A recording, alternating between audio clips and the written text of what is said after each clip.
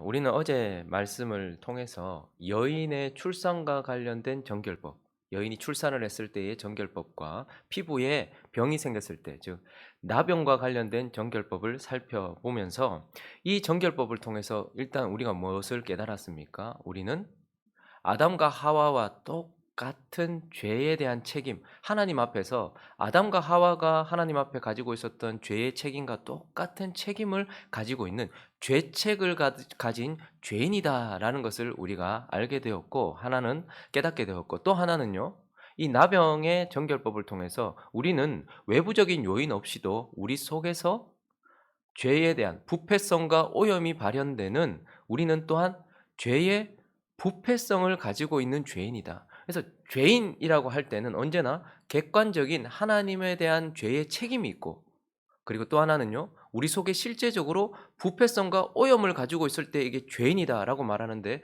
우리는 여인의 출산의 정결법과 나병의 정결법을 통해서 우리는 죄에 대한 책임도 가지고 있고, 또한 우리 안에 실제적으로 죄, 부패, 오염을 가지고 있는 죄인이다라는 것을 살펴보았습니다. 그러나 이러한 우리가 정결법을 지나가면서, 그렇지만 우리가 이 죄에 대해서 어떻게 되었다는 거예요? 용서함을 받았다라는 것을 우리는 이 정결법을 통해서 살펴보게 되었습니다. 오늘 본문은 우리가 가지고 있었던 아담과 하와와 똑같이 하나님 앞에 죄에 대한 책임, 죄에 대한 책임을 가지고 있었던 우리가 예수 그리스도에 의하여서 단번에 용서를 받았지만, 그러나 여전히 우리 안에는 뭐가 남아 있습니까? 죄의 오염과 부패성은 여전히 아직 남아 있단 말입니다. 우리가 용서함 받았다라는 것은 단번에 이루어졌지만, 그러나 여전히 우리 안에는 죄의 부패성이 남아 있는데, 그러면 용서는 단번에 받았지만 여전히 우리의 일상 가운데 이 부패성과 오염이 드러나는 우리가 어떠한 방식으로 우리의 일상을 살아야 하는지, 이미 우리는 구원받았고 또 우리가 가지고 있는 죄에 대하여서 하나님께 용서는 받았지만, 그러나 여전히 부패성을 가지고 있단 말입니다. 그러한 우리가 우리의 일상을 살아갈 때에 어떠한 방식으로 살아야 되는지 한 두 가지로 나누어서 살펴보려고 합니다. 그 첫 번째는 자신을 살피며 살라라는 것입니다. 자신을 살피며 살라. 방금도 말씀드렸던 것처럼 우리는 죄책, 이건 객관적인 거예요. 그래서 이거는 사면을 통해서만 용서를 받는 겁니다. 우리가 객관적으로 죄에 대한 책임이 있기 때문에 너 용서받았다라는 객관적인 선포가 우리를 용서한단 말이죠. 그런데 단번에 용서는 받았지만 죄의 오염은 여전히 남아있단 말입니다. 외부적인 어떠한 요소도 없이 우리 속에서 계속해서 부패성이 드러나고 있다는 것이죠.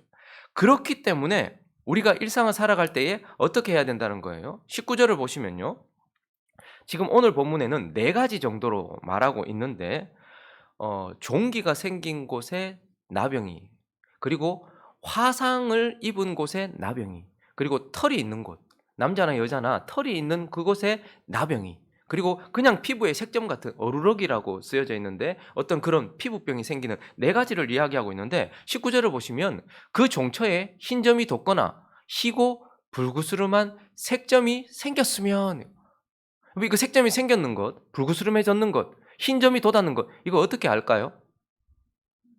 내가 나를 살피는 겁니다.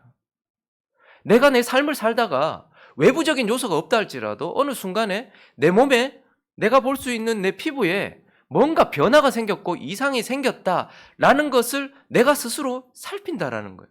그러므로 우리는 우리 안에 부패성과 오염이 여전히 남아있기 때문에 이 구약 백성들이 자기의 모습을, 자기의 피부를 살피듯 어떻게 해요? 계속해서 자기를 살펴야 된다라고 말씀하고 있습니다. 자, 그런데 살필 때에 19절을 다시 보시면요, 여기 보니까 그 종처에 흰 점이 돋거나 희고 불구스름한 색점이 생겼으면 이라고 말해요. 그러니까 지금 종기가 생겼어요. 어떤 한 부분에 종기가 생겼어요. 그 작은 부분이지만 거기를 어떻게 해요? 자세히 보라는 거예요. 그 종기를 통해서 그 종기가 난 부분에서 나병으로 변화되고 있지는 않은지, 그 나병이 퍼지고 있지는 않은지 세밀하게 살펴보라라고 말하고 있습니다.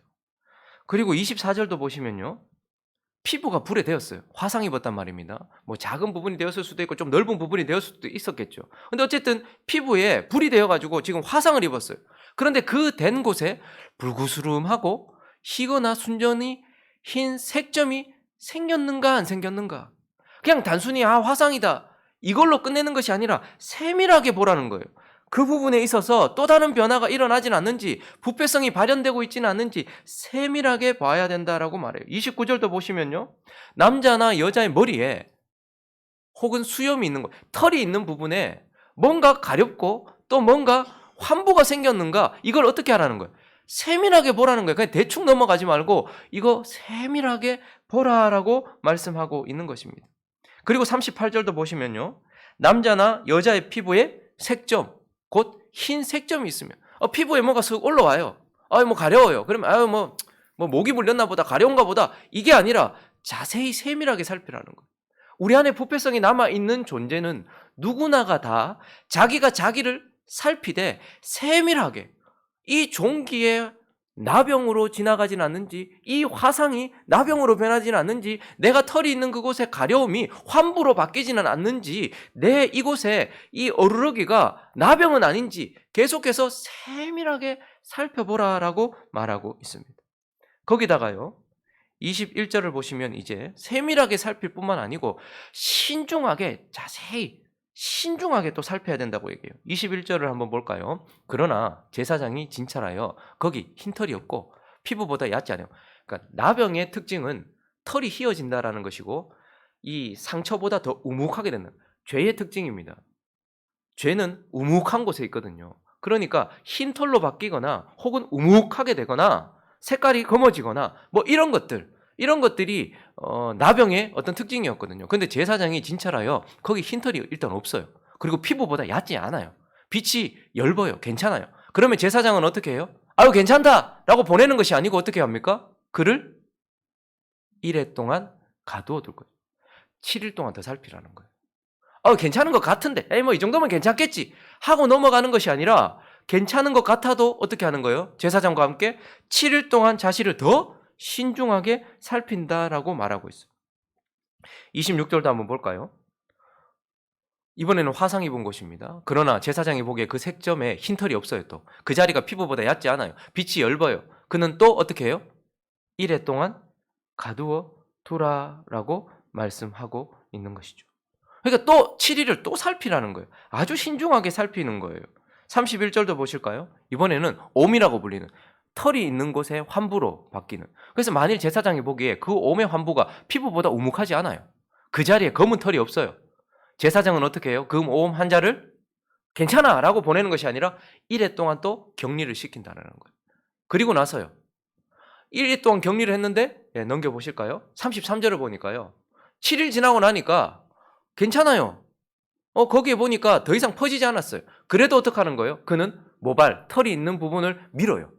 자, 이 부분이 괜찮은 것 같은데 그런데 일주일 동안 더 있어 봤어요. 더 퍼지지 않았어요? 7일 지나서 왔어요. 그러면 요 환부, 생긴 부분 이외의 털을 다 밀어보라는 거예요. 그래서 환부는 밀지 말고 거기 생긴 부분 밀지 말고 나머지 부분들을 싹 다 밀어보라는 거예요. 그리고 나서 또 어떻게 해요?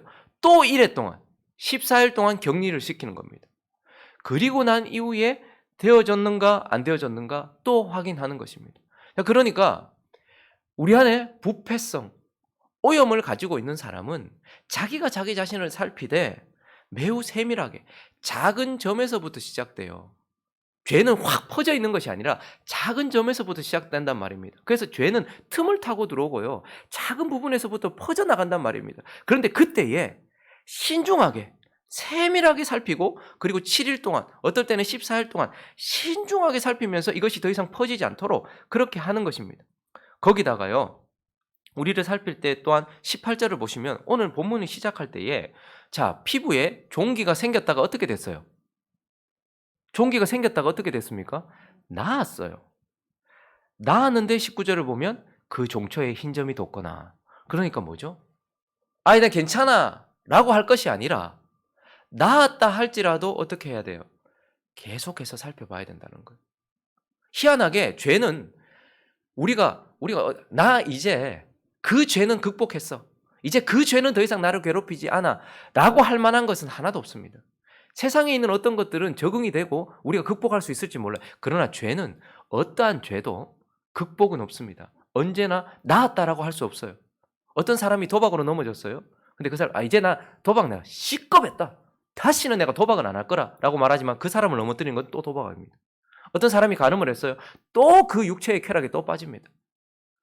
계속해서 똑같은 곳으로 빠진단 말입니다. 그렇기 때문에 피부에 종괴가 생겼다 나았단 말이죠. 그런데 어떻게 하는 거예요?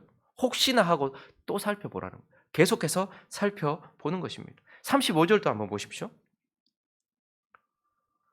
깨끗해졌대요, 몸이. 그런데 깨끗한 후에라도 몸이 크게 피부에 퍼지면이라고 말해요.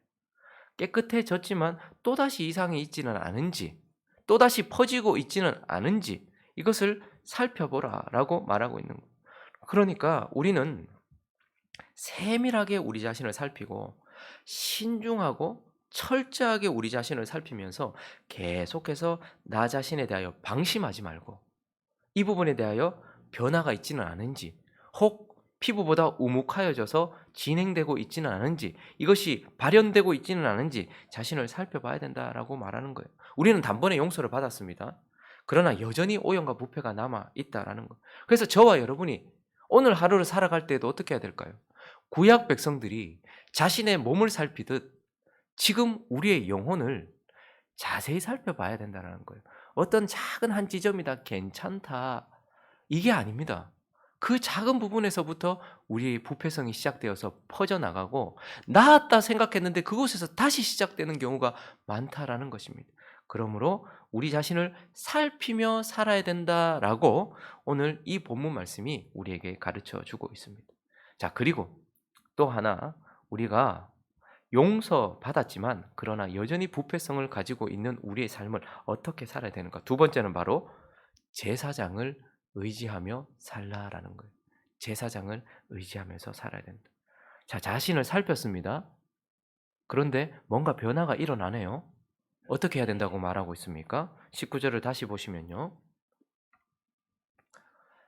읽습니다. 시작. 그 종처에 흰 점이 돋거나 희고 불구스름한 색점이 생겼으면 제사장에게 보일 것이요. 뭔가 변화가 일어난 것 같아요. 자, 그러면 어떻게 하라는 거예요?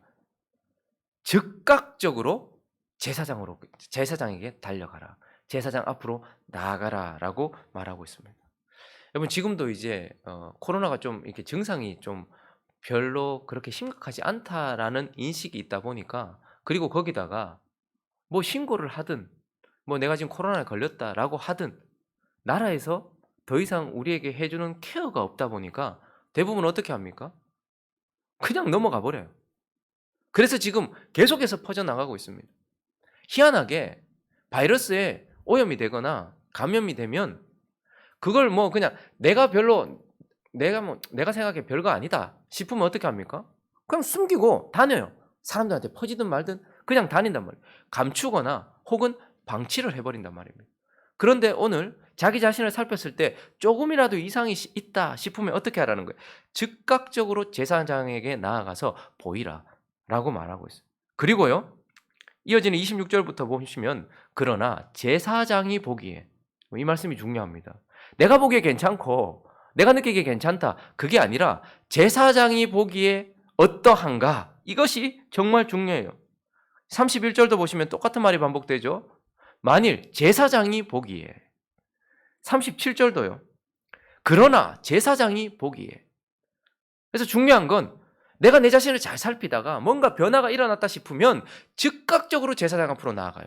그리고 제사장이 뭐라고 말하는지 들어야 돼요. 제사장이 이거 괜찮아. 근데 한 일주일 더 지켜보자 라고 말하면 그 관점에 따라서 그리고 제사장이 내가 보기엔 괜찮은데 뭐 이건 늘 있었던 건데 싶어도 제사장이 이거 좀 심각한데 부정해 라고 말하면 그 관점으로 자기 자신을 평가해야 된다라는 거예요. 그리고 어떻게 합니까?